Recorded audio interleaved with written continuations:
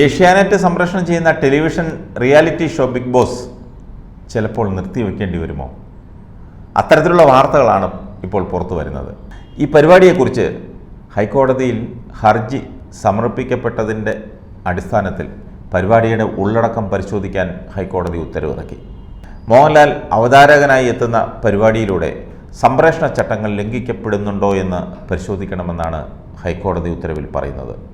ഉചിതമായ പരിശോധന നടത്താൻ കേന്ദ്ര വാർത്താവിനിമയ മന്ത്രാലയത്തിന് ഹൈക്കോടതി നിർദ്ദേശം നൽകി. വിവിധ ഭാഷകളിൽ നടക്കുന്ന തത്സമയ റിയാലിറ്റി ഷോ ബിഗ് ബോസ് മലയാളത്തിലും സംപ്രേഷണം ചെയ്യുന്നുണ്ട്. അതിൽ ബിഗ് ബോസായി വരുന്നത് നടൻ മോഹൻലാലാണ്. എറണാകുളം സ്വദേശിയായ അഭിഭാഷകനാണ് ഹർജിയുമായി ഹൈക്കോടതിയെ സമീപിച്ചത്. ബിഗ് ബോസിൽ ശാരീരിക ഉപദ്രവം ഉൾപ്പെടെ നടക്കുന്നുണ്ടെന്നാണ് ഹർജിക്കാരൻ ചൂണ്ടിക്കാണിച്ചിരിക്കുന്നത്. നിയമവിരുദ്ധതയുണ്ടെങ്കിൽ പരിപാടി നിർത്തിവെപ്പിക്കാമെന്ന് ഡിവിഷൻ ബെഞ്ച് വ്യക്തമാക്കി. ഏപ്രിൽ 25-ന് ഹൈക്കോടതി വീണ്ടും കേസ് പരിഗണിക്കും. അടുത്തിടെ നടന്ന ബിഗ് ബോസിൽ റോക്കി എന്ന മത്സരാർത്ഥി സിജോ എന്ന സഹ മത്സരാർത്ഥിക്കെതിരെ കയ്യേറ്റം നടത്തിയത് വിവാദമായിരുന്നു. ഇതേ തുടർന്ന് റോക്കിയെ മത്സരത്തിൽ നിന്നും പുറത്താക്കുകയും സിജോ ചികിത്സയ്ക്കായി പുറത്തു പോവുകയും ചെയ്തു.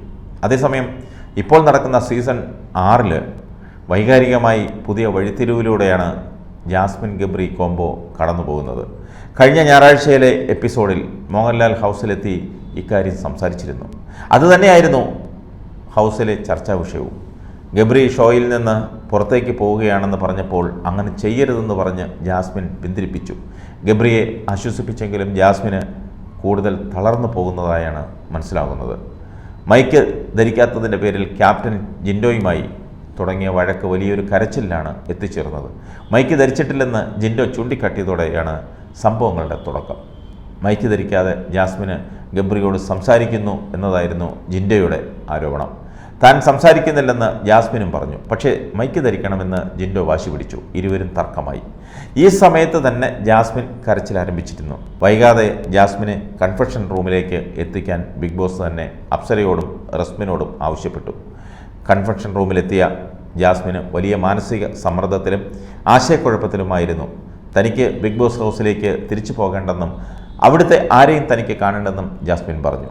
അടുത്ത സുഹൃത്തായ റസ്മിൻ ജാസ്മിനെ ആശ്വസിപ്പിക്കാൻ ശ്രമിച്ചു. ഗബ്രിയോ ജാസ്മിനോ പരസ്പരം വിഷമിപ്പിച്ചിട്ടില്ലെന്നും മറ്റു ചില മത്സരാർത്ഥികളുടെ വാക്കുകളാണ് ഇരുവർക്കും വേദനയാകുന്നതെന്നും റസ്മിൻ പറഞ്ഞു. ഒന്ന് ഓക്കെ അതിനുശേഷം കൺഫെഷൻ റൂമിൽ നിന്ന് ഹൗസിലേക്ക് വന്നാൽ മതിയെന്ന് ബിഗ് ബോസും ജാസ്മിനോട് പറഞ്ഞു. താനും ഗബ്രിയും തമ്മിലുള്ള അടുപ്പം മറ്റുള്ളവർ എത്തരത്തിലാണ് മനസ്സിലാക്കുന്നതെന്ന സംശയമാണ് ജാസ്മിനെ അലട്ടുന്നത്. ഗബ്രിയുടെ സ്വാധീനം മത്സരാർത്ഥി എന്ന തരത്തിൽ ജാസ്മിനെ പിന്നോട്ട് വലിക്കുന്നുണ്ടോ എന്ന് മോഹൻലാൽ ചോദിച്ചിരുന്നു. അതിനുശേഷം ഗബ്രി മാനസികമായി തകർന്ന നിലയിലാണ് കാണപ്പെട്ടത്.